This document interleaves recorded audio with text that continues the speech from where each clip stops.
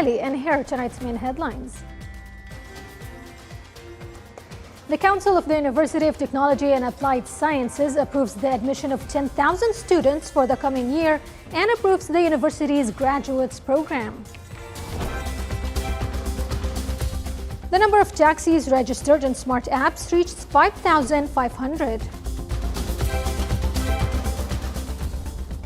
And the Israeli occupation's intense and unprecedented aggression on Gaza Strip continues, causing a humanitarian catastrophe.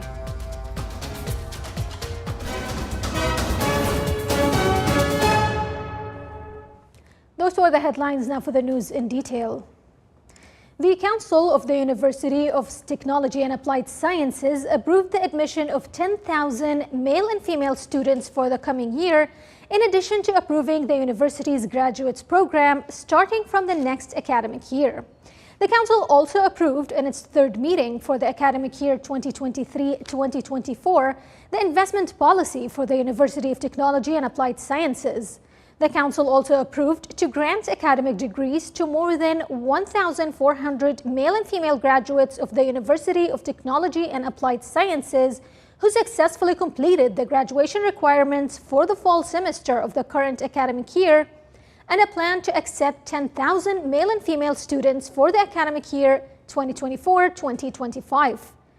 The Council approved the establishment of academic units in academic departments on a temporary basis until academic units are established and added to the university's organizational structure and work. The meeting was chaired by His Excellency Dr. Mohammed bin Saeed Ba'ween, Minister of Labor.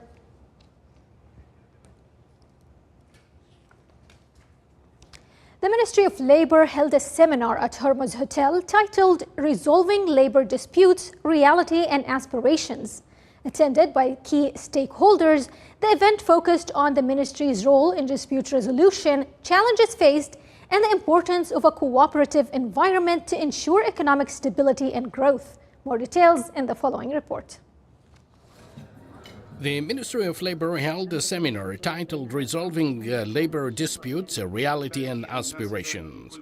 The event was held under the patronage of His Excellency Under-Secretary of Labor, Sheikh Nasser bin Amr Al-Husni, with huge attendance of business owners, workers, judges, lawyers and ministry staff. This gathering aimed at highlighting the ministry's role in resolving labor disputes and the challenges faced. This event is the first event made by the Labor Dispute and Settlement Department in the Ministry of Labor. The goal of this event to highlight the achievement what has happened in the last few months or few years, and discussing the challenge to find best solution in future. The seminar focused on the mechanisms of disputes resolution as outlined in the Omani Labor Law, Royal Decree No. 53/2023, and the importance of creating cooperative environment among stakeholders. Discussions included the role of labor disputes resolution committees, collective labor disputes, and arbitration with insights from international experiences. Well, our main goal is to aware people about the labor law and the procedures of the ministry, which is taken from A to Z, and go through the recommendation which was discussed in the conference. The event discussed the importance of a safe and supportive environment for both employers and workers to ensure economic stability and growth, the significance of efficient and fair dispute resolution in achieving Oman Vision 2040's goals for a competitive and dynamic economy was also highlighted. This conference is a very good initiative taken by the Ministry of Labor. The relationship between employee and employer is governed by the law, and it is not fair that the employee suffers from his salary and he is not able to go further in the court cases. So there are good products, insurance products called legal expenses product. This can be looked into in this as a opportunity for the insurance companies and also to cover the burdens of the employees. The seminar concluded with recommendations aimed at enhancing dispute resolution processes to protect the rights of both employees and employers, promoting a stable and prosperous labor market. The number of taxis registered in smart apps reached 5,500 distributed in various governorates. This comes within the step towards enhancing the Sultanate of Oman's transport system. The smart applications played a great role in facilitating the process of booking the taxis as well as saving time and effort, in addition to ensuring the rights of both parties involved in the process through the mechanism of payment used through the applications.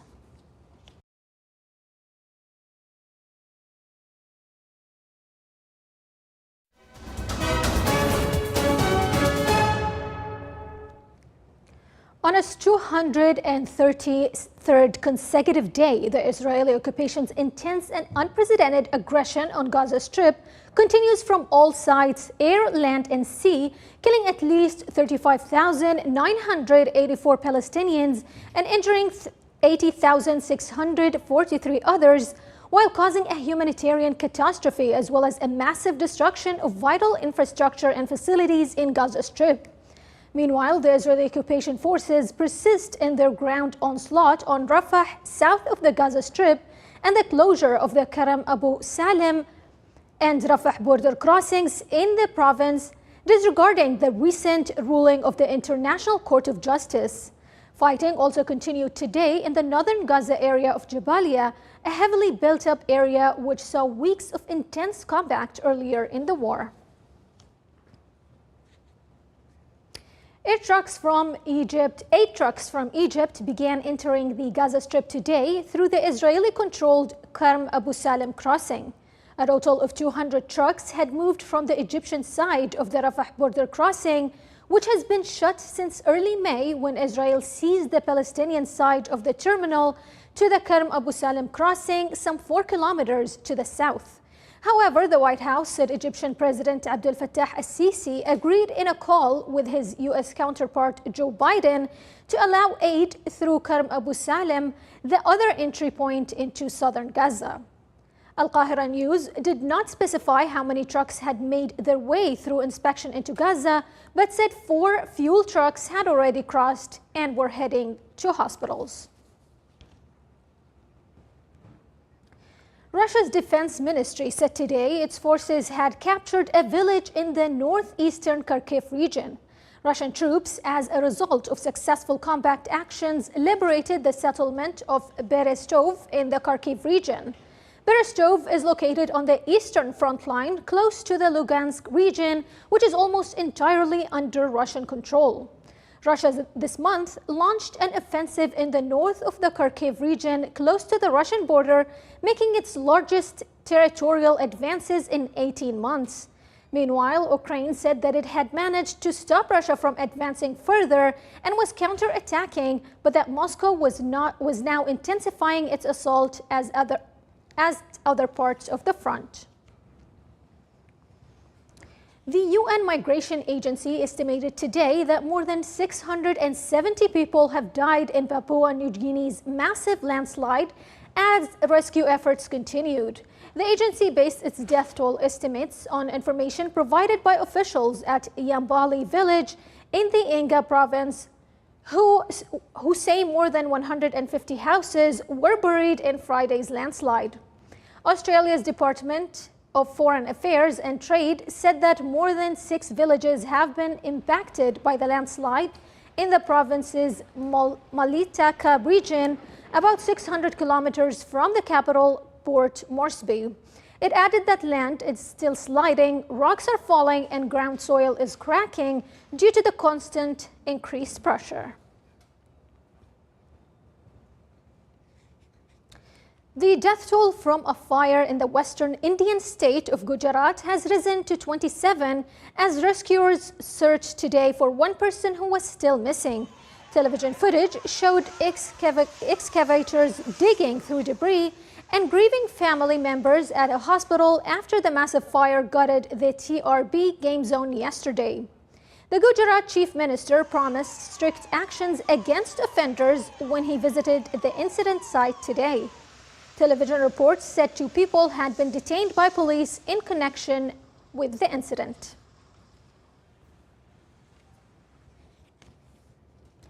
Renewed heavy rains have triggered more flash floods in Afghanistan, killing at least 15 people, including 10 members of the same family in the northeast.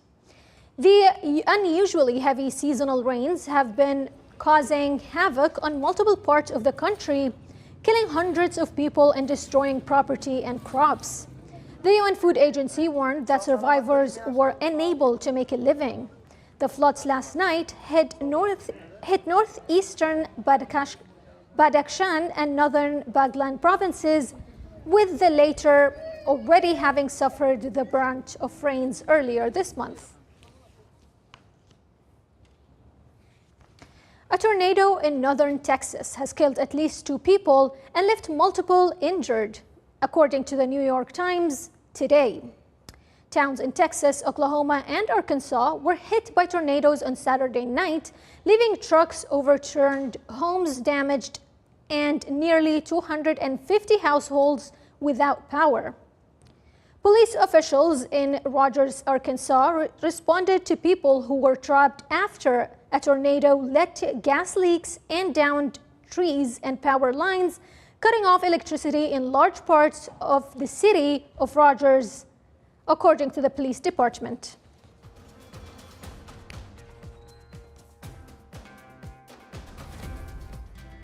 Still to come in our news bulletin. Under the theme Raising Awareness on Endowments and its Digital System, a seminar is held at the Governorate of Musandam.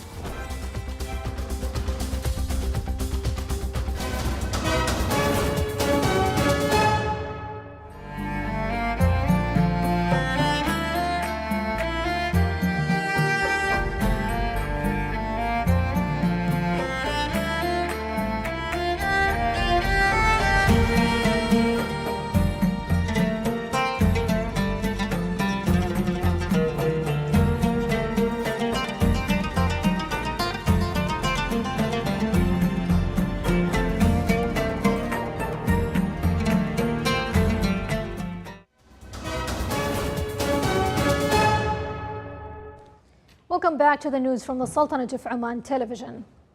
66% is the total completion rate of development and operational projects in Al-Dakhiliya Governorate.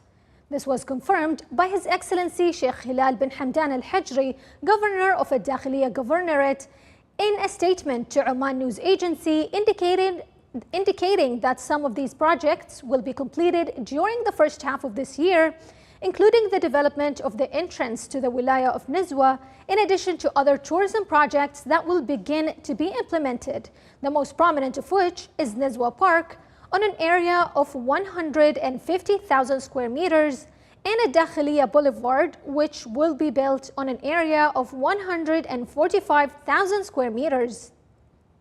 His Excellency Sheikh, Governor of Dakhiliya, said that the integrated station project for public transport buses and taxis will be developed in the Wilaya of Nizwa, while His Excellency confirmed that work has actually begun at Sama'il Hospital. A seminar was held at the Governorate of Musandam under the theme Raising Awareness about Endowments and its Digital System.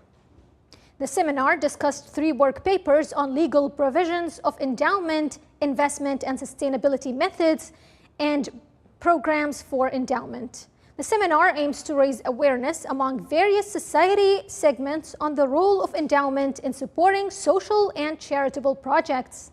During the seminar, the e-program for endowment was introduced, as well as how to use the program and means of benefiting from it. The seminar also focused on the legal frameworks of endowment management. Under the title Together for Them, the Department of Social Development in El Brahimi Governorate, represented by the Joint Team for Home Care for the Elderly and People with Disabilities in the Governorate, organized an event at the Omani Women's Association in the Wilaya of Medha. The event included a presentation of the service provided to the elderly and people with disabilities by the joint team represented by the Department of Social Development in El Brahimi. The General Directorate of Health Services, the charitable teams in the Governorate and Omani Women's Associations, in addition to the achievements achieved in 2023. Social Protection Fund in El Brahmi Governorate reviewed the social protection benefits for the elderly and people with disabilities by clarifying the eligibility conditions, registration requirements, and other aspects related to facilitating their access to this benefit. Nestled in Wadi Sarami's stunning mountains, Al-Baks village in the wilaya of Al-Khabura merges ancient charm with modern advancements, showcasing a rich history and evolving architecture. More details in the following report. Al-Baks village, a blend of tradition and modernity. Nestled in the picturesque of Wadi Sarami, Al-Baks village in the wilaya of Al-Khabura is an ancient settlement surrounded by stunning mountains. Located about an hour from Al-Khabura, Al-Baks is accessible via mostly smooth roads with a brief rough stretch leading to the village. Once a day's journey by camel, Al-Baks is now easily reached by car. The village showcases a blend of ancient cave homes and modern cement houses, highlighting its evolution from traditional stone and mud constructions. We're very proud to preserve this cave, and now we can use it as store for the onion or the other items and some materials. A new mosque with a large sabla under construction signifies ongoing development. At the heart of Al-Baks stands the Old Sur, a fortified compound with towers that overlook the modern village. Though its interior is now in ruins, the compound's rooms once provided protection for villagers, and these remnants are still visible today. This historical site reminds residents of their communal heritage. Here in Al-Baks village in Wadi Sarami, wilayat of Al-Khabura, this is one of the oldest mosques in this particular village. As you can see around here, these are the houses that usually people used to stay on those particular days. But prior to that, caves, many caves that we have them here. Daily life in Al-Baks revolves around traditional farming, cultivating a variety of crops and caring for local livestock.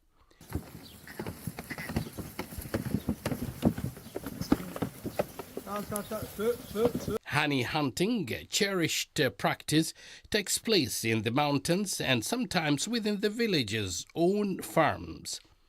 Education is highly valued, with a nearby school achieving excellent outcomes.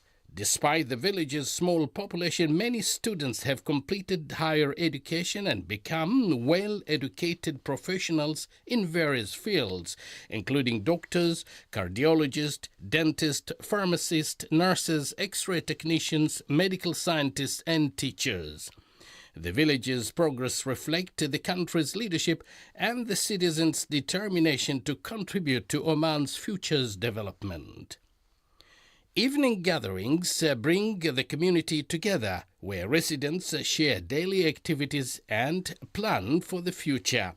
Al-Baks exemplifies the blend of traditional life and modern advancements, preserving memories while embracing progress under the leadership of His Majesty Sultan Haytham. Abdullah bin Ahmed al-Rubi'i, Sultanate of Oman Television, Wadi al-Sarami, Al-Baks village, Wilayat al-Khabura. Thank you so much, Abdullah, for that fascinating report. And now for the recap of tonight's main headlines. The Council of the University of Technology and Applied Sciences approves the university's graduates program starting from the next academic year.